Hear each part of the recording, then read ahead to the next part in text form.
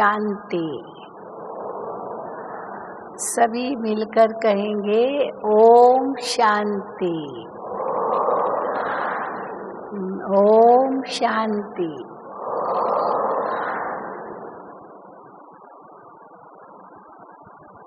बाबा का लाडला गुजरात मधुबन में भट्टी करने आया है। मधुबन का दूसरा कमरा अगर गुजरात को कहें तो ये गलत नहीं होगा। दादी प्रकाश मणि जी हमेशा गुजरात को बहुत याद करती रही। जब भी कोई सेवाधारी चाहिए होते थे या बाबा का प्रोग्राम होता था और उस समय और भाई बहनें चाहिए होते थे तो दादी जी सरला दीदी को कहती थी गुजरात से भाई बहनों को भेजो, और आप गुजरात से दौड़ दौड़ के मधुबन में पहुंच जाते थे। हाँ, तो कितने भाग्यशाली हो जो मधुबन के इतने निकट हो। दूसरे तो जो आते हैं वो कहाँ कहाँ से दूर दूर से आते हैं, 2-2 दिन 3-3 दिन उनको लगते हैं मधुबन में पहुँचने में, परंतु गुजरात को ये भाग्य है। और बाबा गुजरात के लिए क्या कहते हैं, गुजर गई रात। हाँ, गुजर गई रात। आपके लिए तो कलयुग पूरा हो गया ना। अभी कोई कहेगा क्या मैं तो कलयुग में हूँ।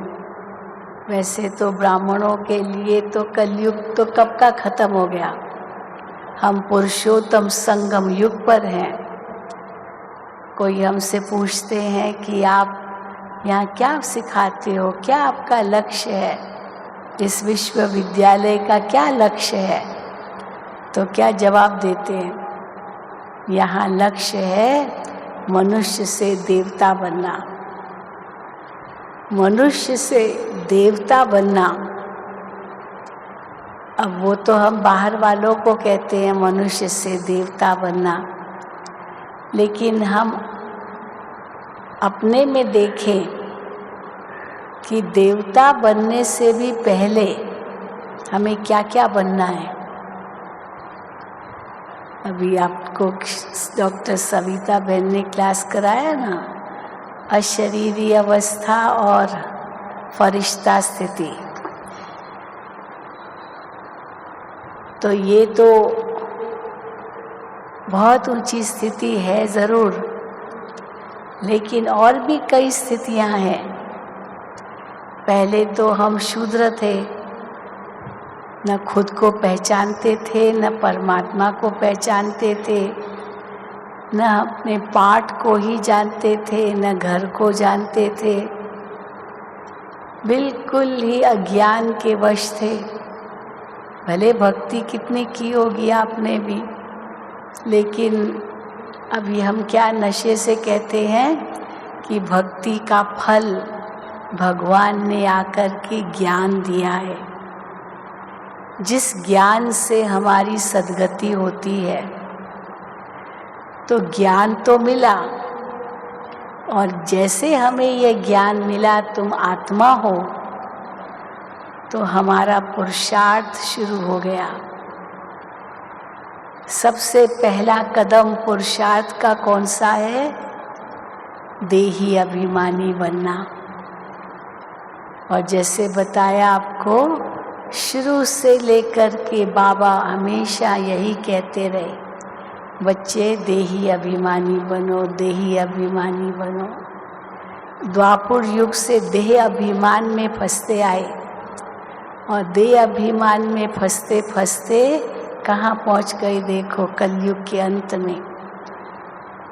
विकारों की इतनी मैल चढ़ गई जो पूरे तमो प्रधान बन गए। देह अभिमान के कारण विकारों की जंग आत्मा में पड़ती गई, आत्मा मैली होती गई, मुल्मा बन गई, सारी आत्मा की शक्ति खत्म हो गई। खाद पड़ते पड़ते सोना बिल्कुल मुल्मा हो गया। जैसे सोने में चांदी, तांबा, लोहा ये सब खाद पड़ती जाती है तो सोने का मूल्य तो खत्म हो जाता है। तो बाबा कहते आत्मा सच्चा सोना थी और कैसे कलयुग अंत में आके बिल्कुल शक्तिहीन हो गई, आत्मा की ज्योति जैसे बुझ गई। लेकिन जैसे हमें पता चला कि मैं एक आत्मा हूँ और भगवान हमें इतना ऊंच बना रहे हैं, तो आत्मा की ज्योति जगने लगी। ज्ञान का घृत पड़ता गया, ज्योति बढ़ती गई। दीवे में भी हम देखते हैं ज्योति अगर जलती है तो कितना अच्छा लगता है, पर धीरे धीरे ज्योति कम होती जाती है। तो दो कारणों से ज्योति बुझ जाती है। दो कारण, एक तो घृत खत्म हो गया तो ज्योति बुझ जाएगी। घृत खत्म हो गया, घी जो डालते थे वो जैसे जैसे कम होता जाएगा ज्योति कम होती जाएगी, और खत्म हो गया घी तो गई ज्योति बुझ गई। या तो फिर कोई तूफान आता है, बहुत हवा के झोंके आते हैं, तेज हवा चलती है तो उस तेज हवा में भी ज्योति बुझ जाती है। तो आत्मा की भी ज्योति क्यों बुझ गई? क्योंकि ज्ञान तो था ही नहीं। भक्ति करते थे, किसकी कर रहे हैं, क्यों कर रहे हैं, कुछ पता नहीं, बस भक्ति करेंगे एक दिन भगवान मिलेगा। फिर पूछते थे भक्ति कब तक करनी है, बस करते रहो एक दिन मिलेगा भगवान। पता नहीं किस रूप में आ जाए भगवान। सर्वव्यापी कह करके हमने यही समझा, पता नहीं किस रूप में आ जाए भगवान। हाँ, वो मिसाल देते ना, एक माता रोटी पका रही थी तो रोटी पर फिर घी चौपड़ती थी, लेकिन अब रोटी बनाई और रोटी रखी घी चौपड़ने लिए तो कुत्ता आया एक, और वो कुत्ता रोटी उठा के भाग गया। तो उठा लिया कुत्ते ने। तो उसी समय माता कहती, अरे भगवान जी ठहरिए ठहरिए, पहले रोटी को घी तो लगाऊं, क्या पता भगवान कुत्ते के रूप में आ गया हो। अब भगवान कुत्ते के रूप में आ गया तो भगवान को घी लगी हुई जो रोटी देवे ना, ऐसे कैसे भगवान खाएगा। तो भगवान किस रूप में भी आ जाए, कितने अवतार मान लिए, क्या क्या मना समझ लिया भगवान के लिए। लेकिन जब शिव बाबा आते हैं और हमें ज्ञान देते हैं, हमारा भी और अपना भी, तब हमको हमारा तीसरा नेत्र खुल जाता है। और जैसे ये ज्ञान मिला आत्मा का, तो बाबा ने हमें क्या पहली श्रीमत दी, अब अपने को आत्मा समझो, देह को भूलो, तो देही अभिमानी बनो। और सचमुच जैसे बताया गया, ये देही अभिमानी स्थिति पहला पाठ भी है और अंतिम पाठ भी है। कई भाई बहनें कहते, बाबा रोज रोज मुरली में यही तो कहता है, अपने को आत्मा समझ, मुझे याद करो। रोज रोज यही तो आता है मुरली में। कितनी बार बाबा कहते अपने आप को आत्मा समझ, मुझे याद करो। लेकिन बाबा कहते हैं कि ये बाबा कहते रहेंगे ये कि अपने को आत्मा समझ, मुझे याद करो, क्योंकि अभी तक आत्मा समझ बाबा को याद नहीं कर रहे हैं। बार बार देह अभिमान आ जाता है, तो पहला पाठ ही पक्का नहीं है, तो बाकी तो बहुत गहराई है ज्ञान की। और बार बार देह अभिमान आ जाता है तो बार बार कोई न कोई विकार के वश हो जाते हैं। चलो और कोई मोटे मोटे विकारों के तो वश नहीं हुए, लेकिन ईर्ष्या, द्वेष, नफरत, वैर, हेरा फेरी, थोड़ा झूठ, बहुत सब चलता है। फिर कहते क्या करें, चलता है। तो चलाते रहते हैं। लेकिन भगवान हमें कितना ऊंच रूप में देखना चाहते हैं। तो जितना हम देही अभिमानी बनने की प्रैक्टिस करते जाते हैं तो हम देखते हैं कैसे आत्मा स्वच्छ होती जाती है। और जब तक हम संपूर्ण नहीं बने हैं तब तक बाबा हमें रोज ये पाठ पक्का कराते ही रहेंगे। जैसे कोई बच्चा है भूल करता है तो माँ उसको कहती है बच्चे सुधरो सुधरो, हाँ भूल मत करो, भूल मत करो। लेकिन फिर भी वो करता रहता है तो माँ फिर भी बोलती रहेगी ना, उसको छोड़ेगी थोड़ी, क्योंकि करता रहता है भूल। कई बार हम कहेंगे सॉरी सॉरी, हाँ बच्चा मम्मी को कहते मम्मी सॉरी मैं फिर नहीं करूँगा, और फिर करता है। तो माँ कहेगी कहाँ तक मैं तुम्हारी सॉरी सॉरी सुनूं, तुम बदलोगे या नहीं बदलोगे, सुधरोगे या नहीं सुधरोगे। तो बाबा भी देखो हमको कितना प्यार देते हैं, कितने हमको सम्मान देते हैं, कितनी हमारी महिमा गाते हैं। लेकिन भी ये श्रीमत ज़रूर देते हैं, बच्चे अपने को आत्मा समझ मुझे याद करो, क्योंकि जब तक ये नहीं होंगे तब तक जो बाबा हमसे चाहते हैं, जो बाबा हमारी महिमा गाते हैं, श्रीमत देते हैं, या जो हमें सम्मान देते हैं, उस तक हम कब पहुँचेंगे। तो इसीलिए बाबा कहते हैं चलो ये तो नशा रखा कि हम ब्राह्मण हैं, हम ब्रह्मा की मुख वंशावली है, हम आदि रचना है ब्रह्मा की, और हम ही ब्राह्मण सो देवता बनेंगे। लेकिन ब्राह्मण बनने से क्या क्या लक्ष्य हमें मिलता है। आज आपकी भट्ठी का लक्ष्य भी यही है ना, संपन्न बनना है, संपूर्ण बनना है, बाप समान बनना है। ब्रह्मा बाबा ने कितना पुरुषार्थ किया, कोई कम पुरुषार्थ किया क्या? बहुत पुरुषार्थ किया। जब शिव बाबा ने उनमें प्रवेश किया और उनको ये ज्ञान दिया तुम आत्मा हो, सबको आत्मा देखो। बाबा तो परिवार में रहते थे, गृहस्थी थे, बाल बच्चे थे, 5 बच्चे थे, हाँ 3 बेटियां 2 बेटे, फिर बहू थी, पोतरे दोतरे सब थे। और शिव बाबा ने उनको कहा कि अब आप अपने को आत्मा समझो, सबको आत्मा देखो। तो बाबा ने कैसे अपने से अभ्यास किया, क्या अभ्यास करते थे? बाबा की युगल थी, तो युगल को भी बाबा देखते थे तो क्या कहते थे? यशोदा आत्माएं, यशोदा आत्माएं। अब यशोदा को भी वो भान आए कि मैं आत्मा हूँ, तो बाबा क्या करते थे? दीवारों पर लिखते थे यशोदा आत्माएं, यशोदा आत्माएं, ताकि यशोदा जो बाबा की युगल का नाम था, ताकि यशोदा भी पढ़े और वो भी अपने आप को आत्मा समझे। बाबा का लौकिक में बहू में बहुत मोह था। ब्रिजेंद्रा दादी बाबा की लौकिक बहू थी, बहुत मोह था बाबा का उनमें, बहुत सुंदर भी थी। जब बिजनेस करते थे बाबा तो अपने बहू को साथ में ले जाते थे, क्योंकि राजाओं महाराजाओं से मिलते थे, तो उनको गहने पसंद कराने लिए अपनी बहू को वो हीरो के गहने पहना करके ले जाते थे, तो बहुत और भी सुंदर लगती थी वो बहू।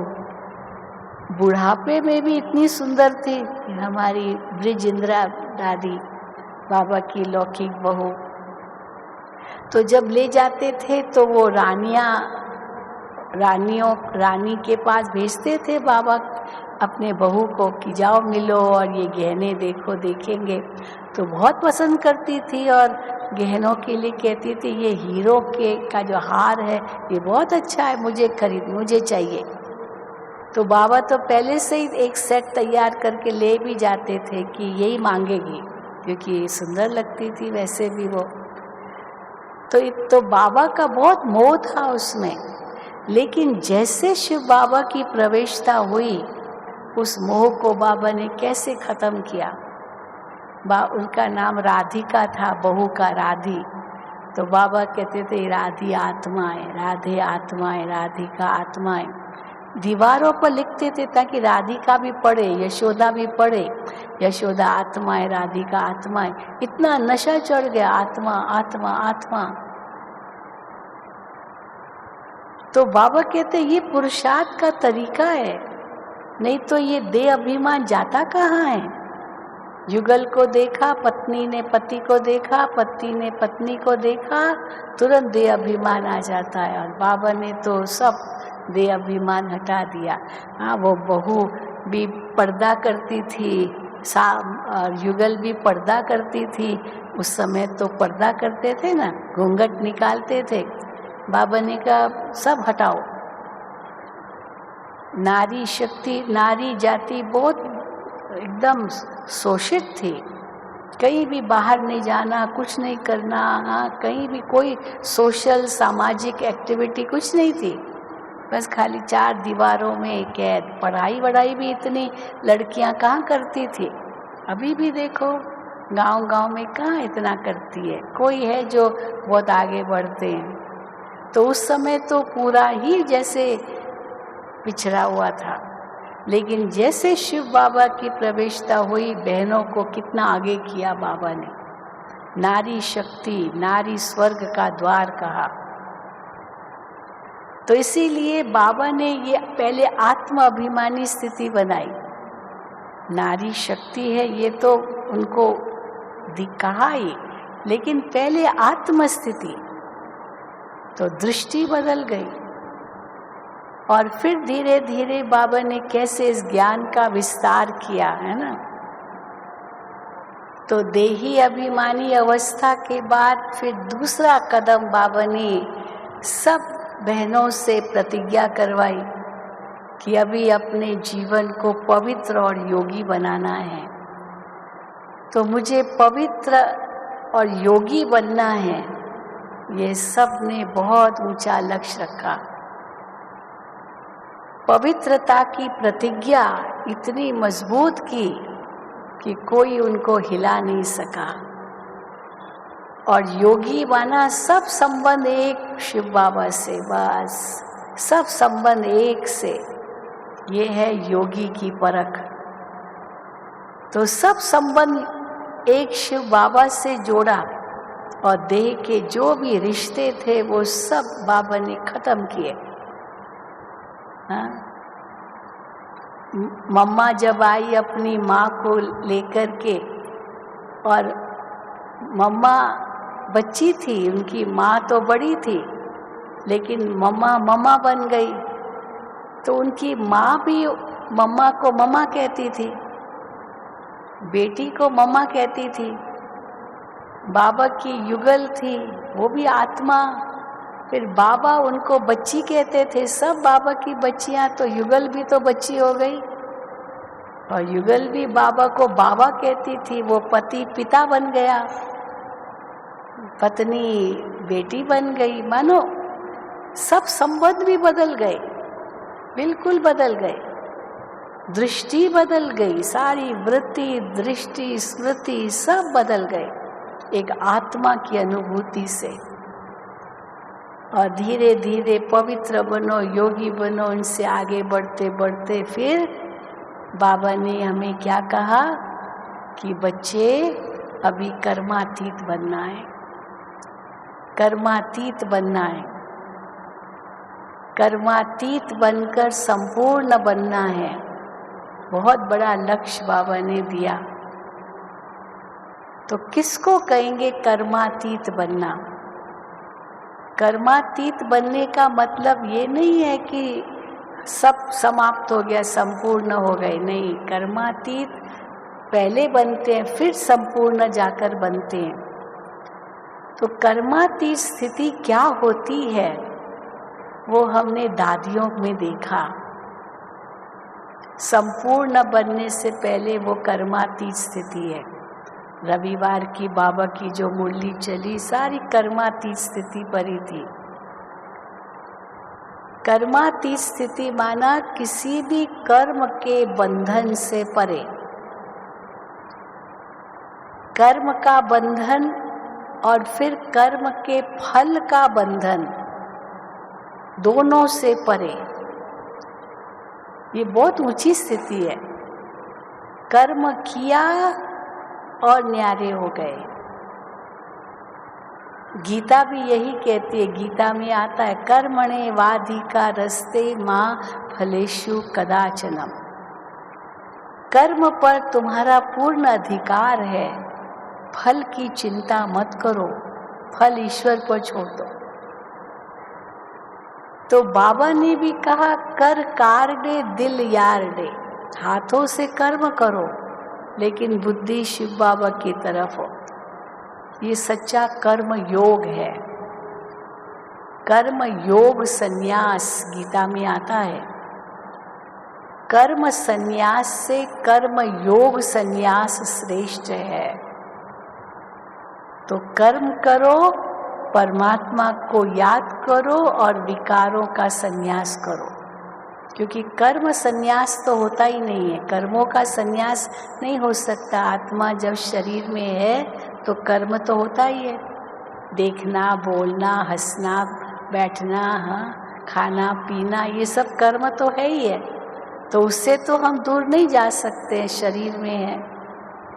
लेकिन कर्म किया और फिर उस कर्म से न्यारे हो गए। ये स्थिति बहुत ऊंची स्थिति है, पर मनुष्य इस स्थिति को नहीं समझते। इसीलिए कहते कर्म तो करेंगे ही, फिर कर्म में फंस भी जाते हैं। पर बाबा ने कहा कर्म करो और न्यारे हो जाओ। कैसे कर्म करो और न्यारे हो जाओ? कईयों को कर्म करने के बाद कितना संकल्प आता है, मैंने पता नहीं अच्छा किया, गलत किया, बुरा किया, लोगों को पसंद आएगा नहीं आएगा, पता नहीं इसका नतीजा क्या होगा, क्या फल मिलेगा, क्या इसका परिणाम होगा, कितने हद तक इससे कुछ प्राप्ति होगी। किया तो ज़रूर। एक छोटा सा मिसाल मैं आपको देती हूँ, हंसी का मिसाल है। हाँ, माताएं खाना पकाती है, पति के लिए, बच्चों के लिए, परिवार के लिए भोजन पकाती है। अब इतना प्यार से भोजन पकाती है, लेकिन अपेक्षा भी रखती है कि मैं इतना प्यार से ये डिश बनाई है तो मेरे बच्चे, मेरा पति खाए और मेरी थोड़ी महिमा तो करे, मेरी महिमा करे कि आज तो तुमने ये बहुत अच्छा बनाया, बहुत खाना टेस्टी बनाया, बहुत प्यार से बनाया, थोड़ी तो तारीफ करे मेरी। तो कई चाहती है। कई बार हम देखते हैं ना, हम कहीं जाते हैं तो भोजन परोसते हैं तो फिर पूछते हैं बहन जी ये सब्जी आपको अच्छी लगी? हम कहते हैं बहुत अच्छी लगी। तो फिर क्या कहेंगे, बहन जी ये सब्जी मैंने बनाई है ये सब्जी मैंने बनाई है। कहते अच्छा आपने बनाई है, बहुत अच्छी है, बहुत टेस्टी है। अभी टेस्टी नहीं होगी तो भी कहना तो पड़ेगा ना टेस्टी है, क्योंकि वो कहेगी मैंने बनाई है तो इसलिए पूछते हैं हाँ कैसे लगी, मैंने बनाई है। तो एक मिसाल देते हैं, एक चुटकुला है। तो एक माता बहुत प्यार से खाना बनाती थी, रोज़ पति को इतना प्यार से सर्व करती थी, लेकिन कभी भी पति ने एक बार भी उसकी तारीफ नहीं की कि तुम बहुत अच्छा बनाती हो।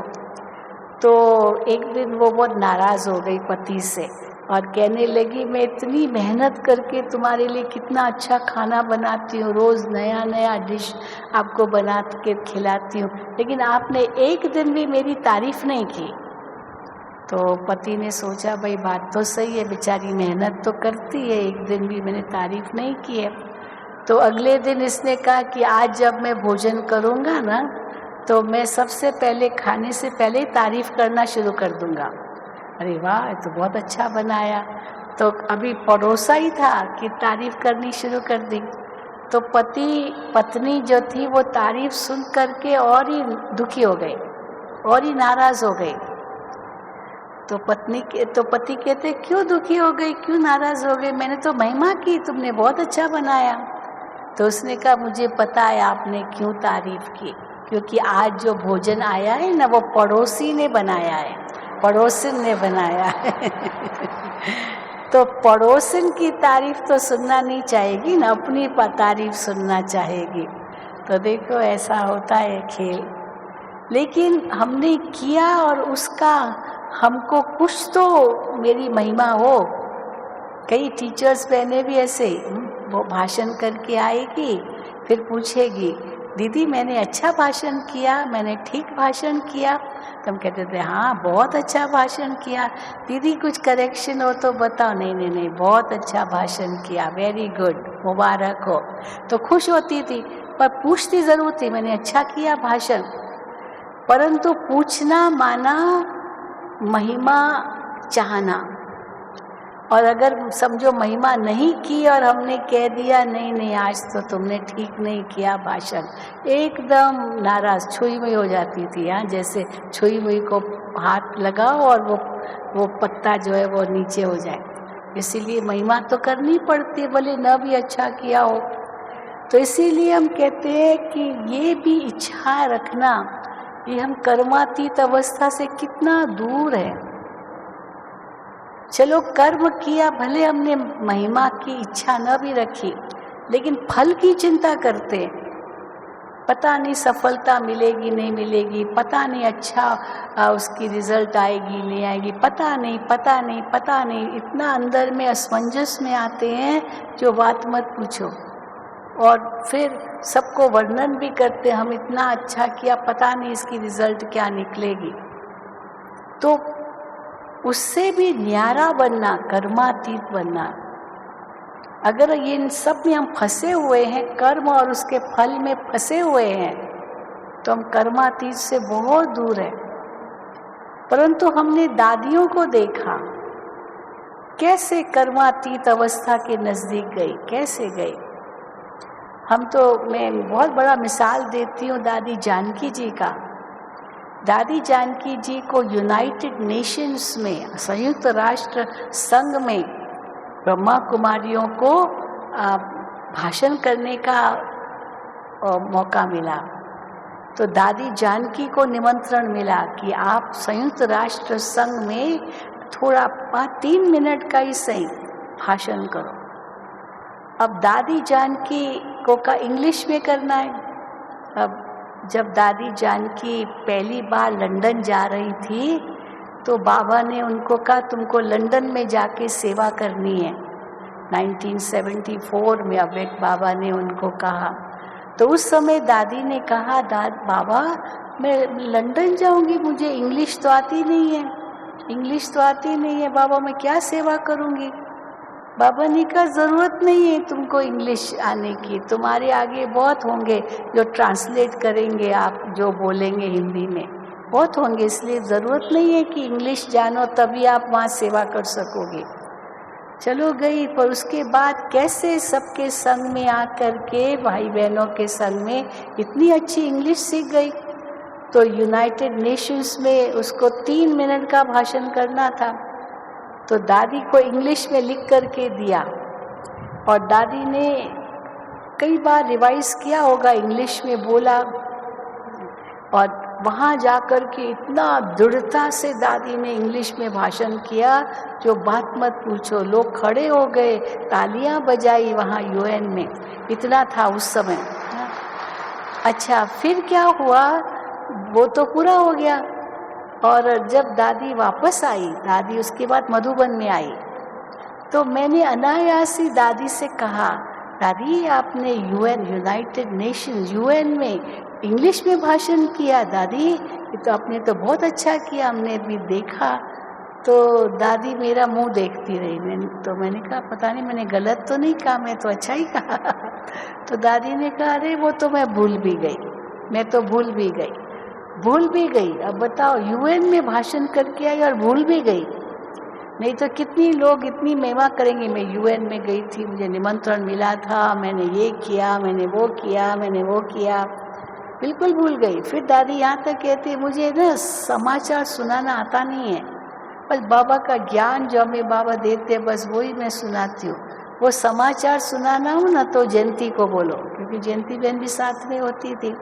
यानी दादी जान की इतनी उपराम, बस किया, बिंदु लगा दिया, फुल स्टॉप।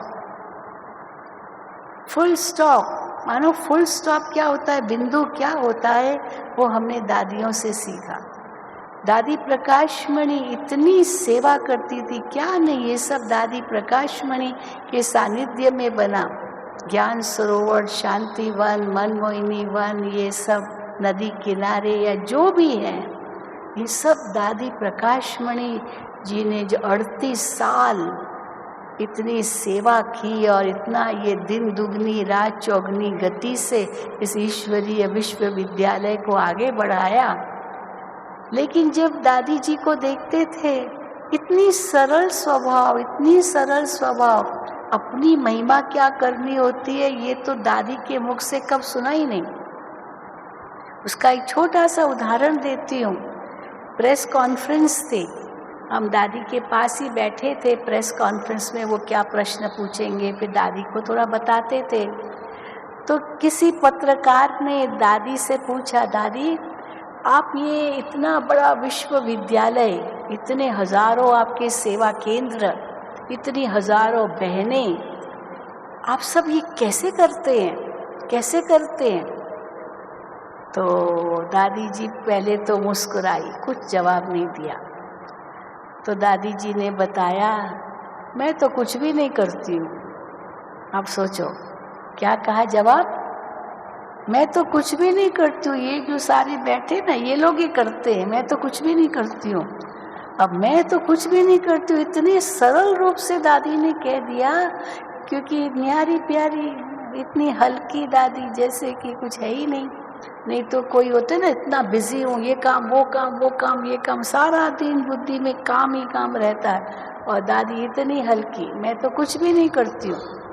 तो फिर दादी को उन्होंने फिर से दोबारा कहा, दादी पर इतनी बड़ी संस्था, आप उनकी एडमिनिस्ट्रेटिव हेड है, तो आप कैसे करते हैं?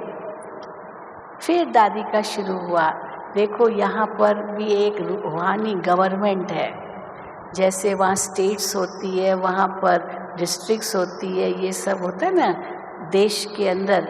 तो यहाँ भी हमारे जोन्स है, फिर उनके सब जोन्स है, फिर उनकी सेंटर्स है, फिर उनके गीता पाठशालाएँ हैं, उनकी क्लासेस हैं, ये सब बहुत व्यवस्थित है। परंतु सब कराने वाला शिव बाबा है, मैं कुछ भी नहीं करती हूँ, सब बाबा चला रहा है, वो करन करावन हार करा रहा है। मैं तो इतनी निश्चिंत हूँ क्योंकि बाबा का कार्य है, मेरा थोड़ी है। मानो इतनी हल्की होकर के दादी ने ये सब बातें कही, वो सारे अखबार वाले हैरान हो गए। हाँ, ऐसे कैसे दादी जी इतनी निश्चिंत है, इतना बड़ा कार्य करके आएगी लेकिन इतनी हल्की। तो वो दादी जी का जो अनुभव हम देखते थे, सचमुच इतनी प्रेरणा हम लेते थे दादियों से। ये भी मेरा सौभाग्य है कि दादियों के इतने निकट रहने का हमको मौका मिला। कैसे ये कार्य बढ़ता गया बाबा की मदद से, पर निमित्त तो दादी थे ना। तो हमें क्या करना है, हमें अपने परिवार में भी रहना है। बाबा मना नहीं करते हैं, परिवार भी संभालो, सब संभालो, लेकिन कैसे न्यारे होके रहो, फंसो नहीं, क्योंकि अभी समय नहीं है फंसने का।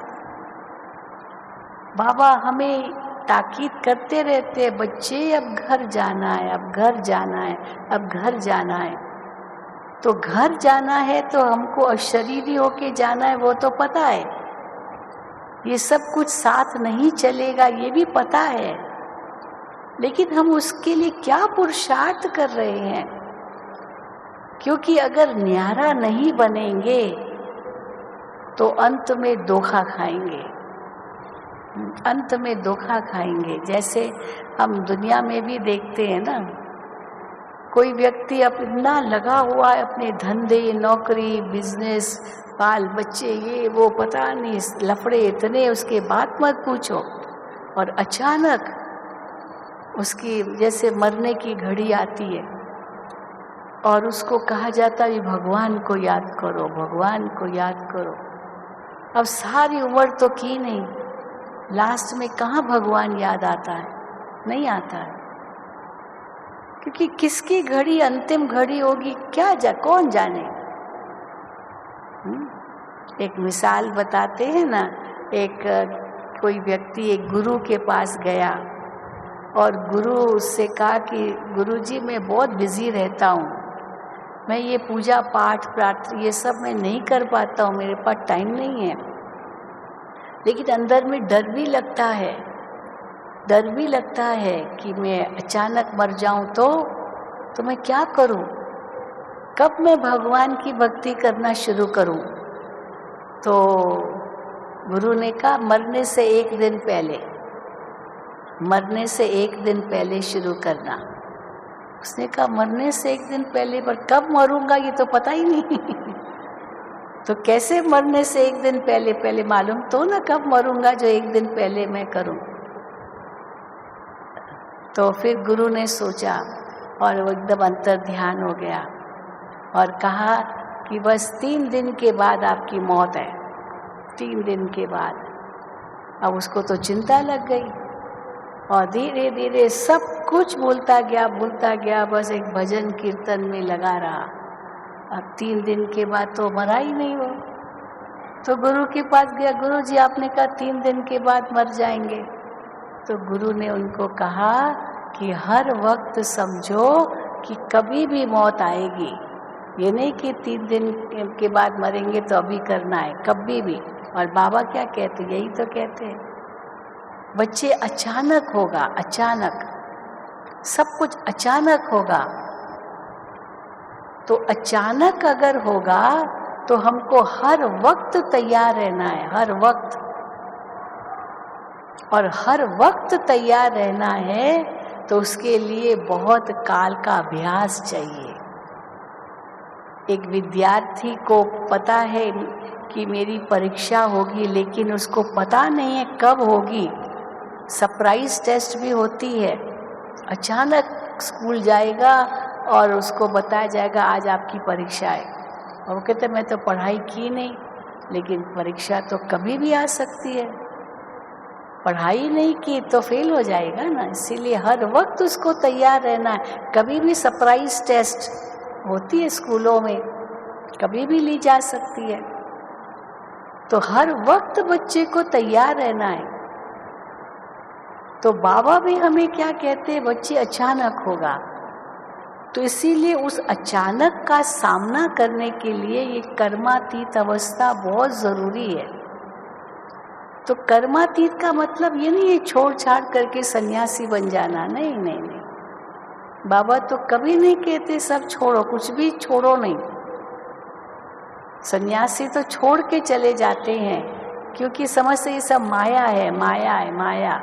पत्नी माया है, बच्चे माया है, धन माया है, इसलिए छोड़ के जाते हैं। और यहाँ बाबा कहते नहीं, परिवार में रहना है, छोड़ना कुछ भी नहीं है, लेकिन फिर भी फंसना नहीं है।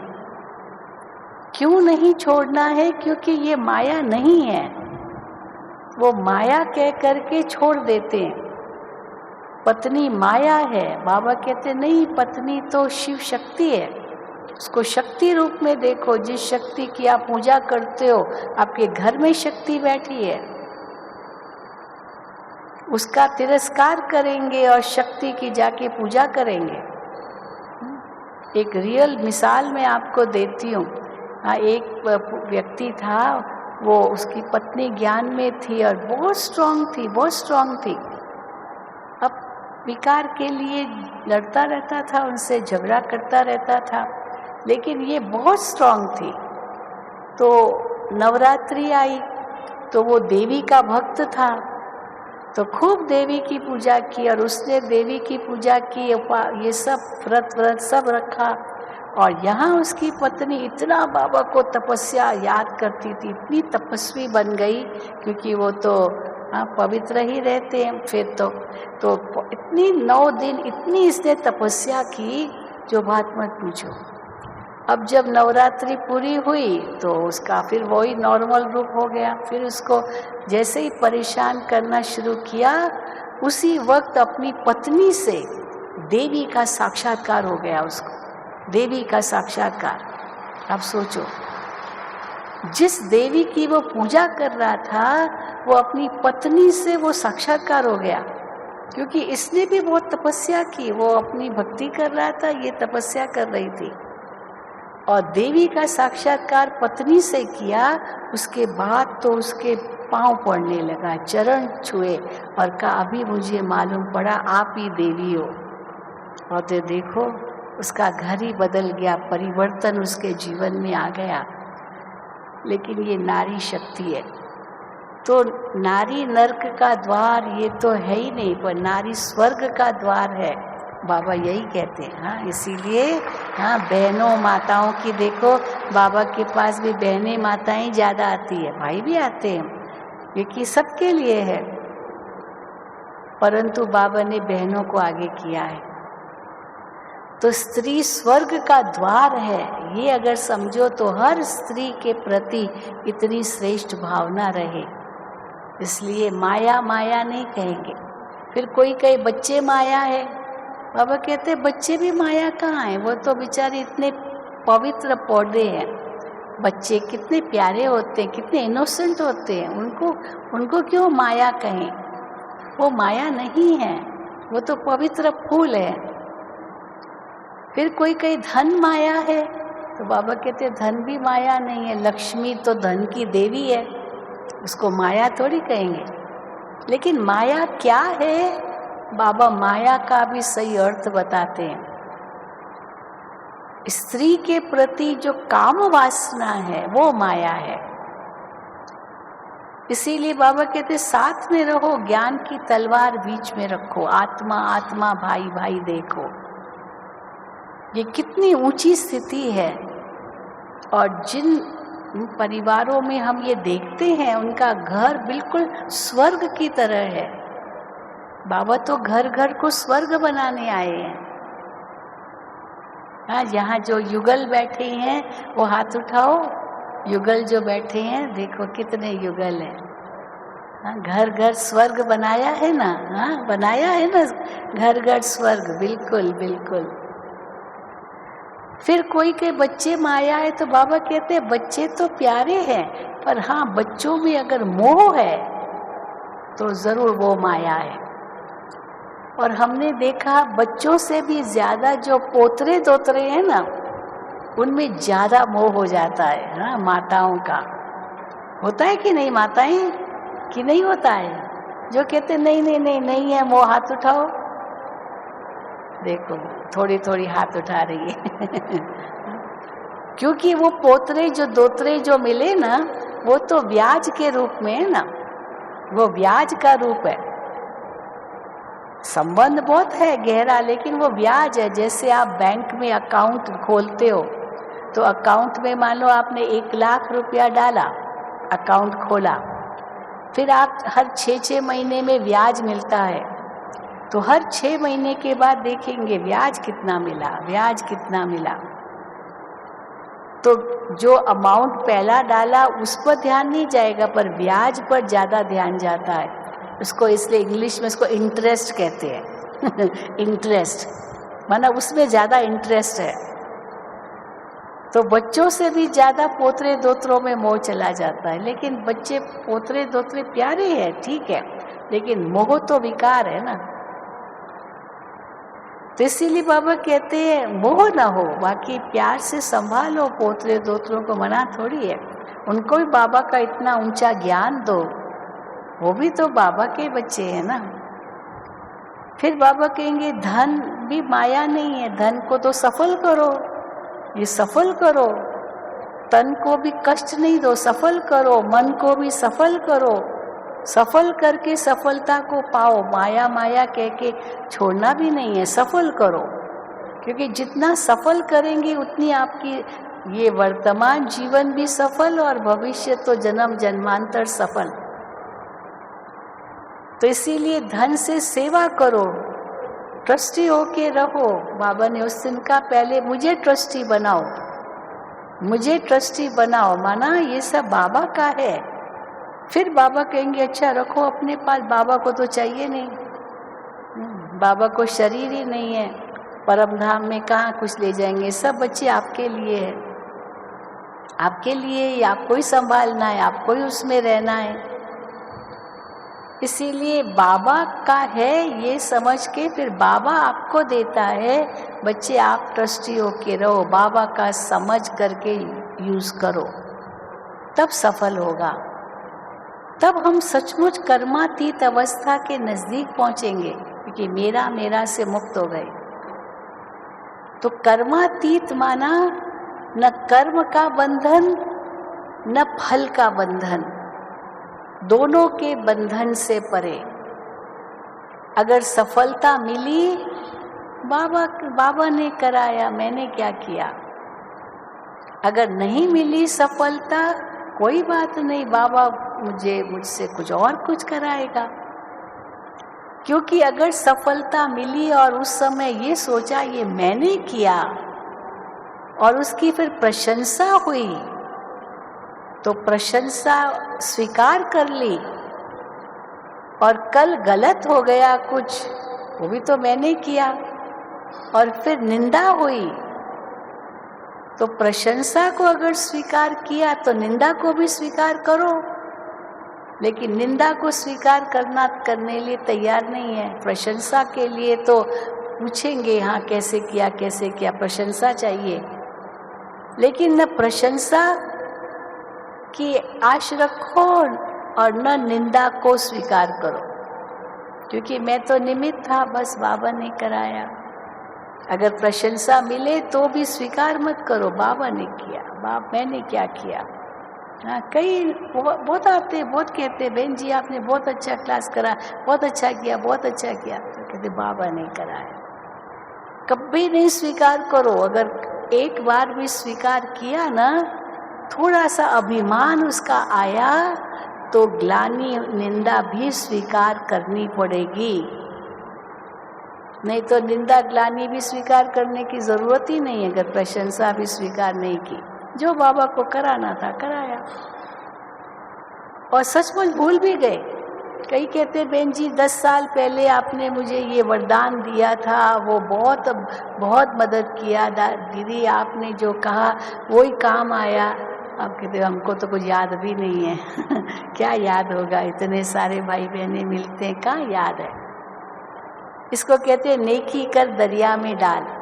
लेकिन वो याद कराते तो हम मुस्कुरा देते हैं, ठीक है, पर कभी भी स्वीकार नहीं करना है। ये समझो हम कर्मातीत अवस्था के निकट जा रहे हैं। फिर बाबा कहते न्यारा प्यारा भी बनना है, पर कहाँ न्यारा बनना है, कहाँ प्यारा बनना है, कहाँ हल्का बनना है, ये सब परख शक्ति बहुत जरूरी है।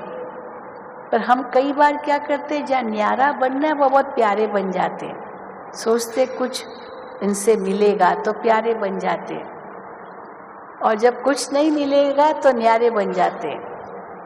अब ये भी तो स्वार्थ हो गया ना, स्वार्थ है तो प्यारे बन जाएंगे, कुछ नहीं मिलेगा तो न्यारे बन जाएंगे। होना चाहिए और ही विपरीत। वास्तव में कुछ मिले ना मिले, सबसे समान प्यार। कोई कहे कि मेरा सबसे प्यार है पर मेरे पड़ोसी से बहुत नफरत है, पड़ोसी से भी नफरत क्यों? अगर सबसे प्यार तो पड़ोसी से भी तो प्यार करो। औरों से बहुत प्यार पर घर वालों से प्यार नहीं, तो घर वालों से क्यों प्यार नहीं, औरों से प्यार है तो। या केवल घर वालों से प्यार और किसी से कोई लेना देना नहीं, वो भी नहीं। क्योंकि सेवा की भावना माना सबके प्रति वो भावना।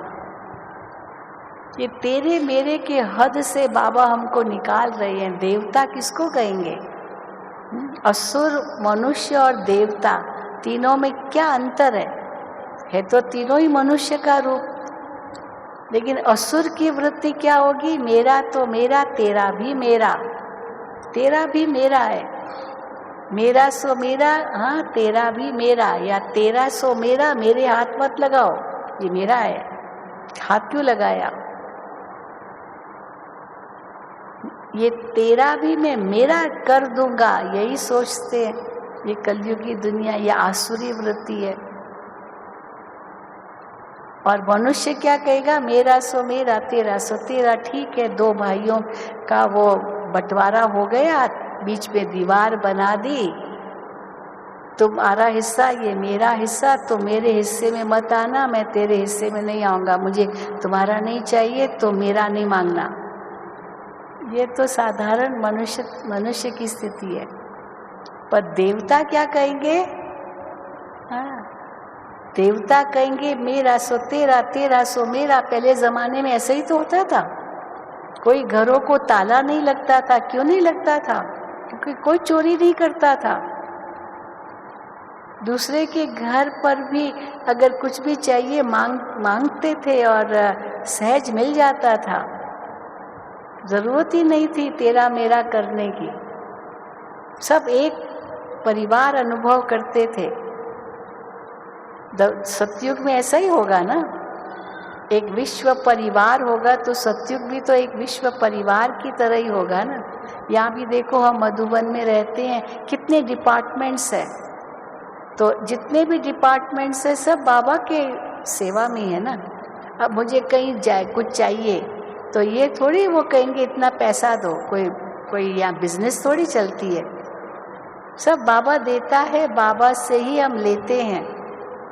हाँ भाई, मेरे पास जो ज़्यादा है वो मैं आपको दूंगी, आपके पास जो ज़्यादा है मैं आपसे लूँगी। ऐसा ही बाबा का ये कार्य चलता है ना, डिपार्टमेंट्स ऐसे ही चलती है। अपना स्वार्थ तो कुछ है ही नहीं, क्योंकि सब सेवा में है। लेकिन वो देवताओं की स्थिति इतनी ऊंची थी, पर हम तो देवताओं से भी ऊंचे हैं। तो हम देवताओं से ऊंचे क्या कहेंगे? देवताएं तो कहेंगे तेरा सो मेरा, मेरा सो तेरा।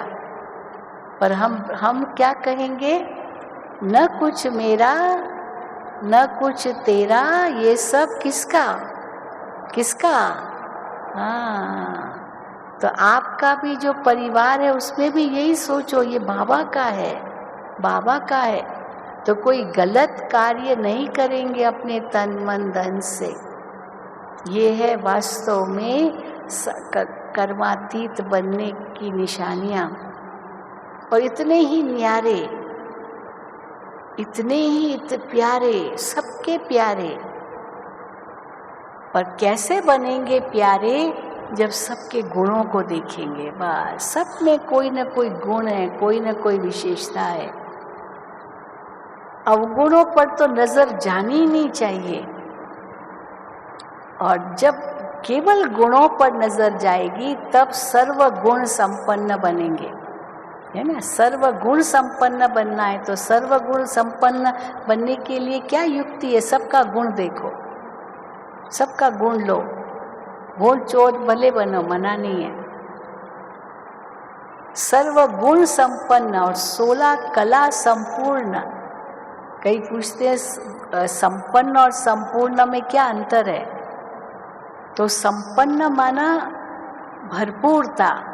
जैसे चंद्रमा संपन्न होता है प्रकाश में पूनम की रात, फुल मून, हाँ, पूरा प्रकाश उनका दिखाई देता है, संपन्न है, भरपूर है। और संपूर्ण माना आकार में संपूर्ण, गोल आकार। बाकी कृष्ण पक्ष शुक्ल पक्ष में गोल आकार नहीं होता है, तो ये संपूर्ण हो गया पूर्णम की रात। तो आत्मा भी अपनी पवित्रता में संपूर्ण, इतनी संपूर्णता हो कि स्वप्न में भी कहीं अपवित्रता न हो, तब कहेंगे संपूर्ण। और सर्व गुणों में संपन्न, हर एक से गुण लो तो देखो सर्व गुण संपन्न बन जाएंगे। तो इसीलिए शिव बाबा ने हमें लक्ष्य बहुत बड़ा दिया है। फरिश्ता तो उसके बाद बनेंगे, पर उसके पहले संपन्न संपूर्ण बनना है, उसके पहले कर्मातीत बनना है।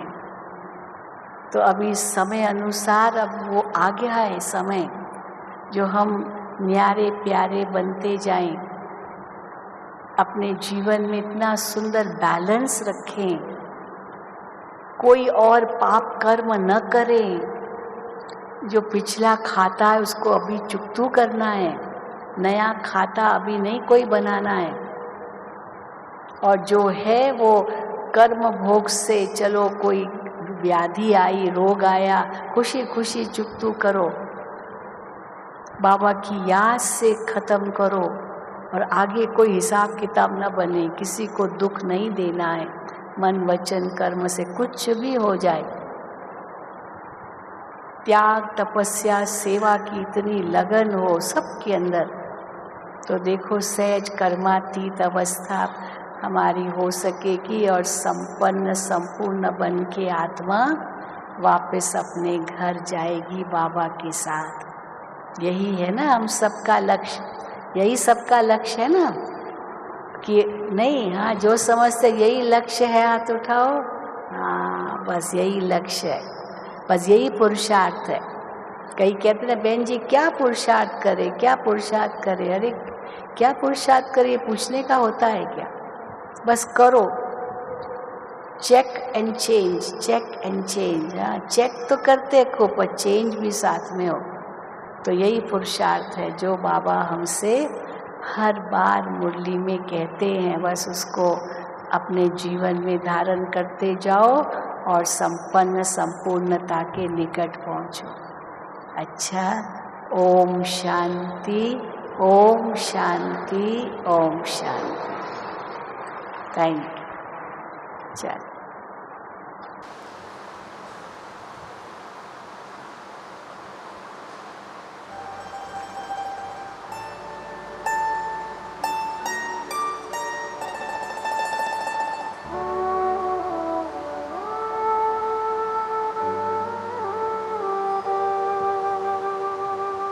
दिल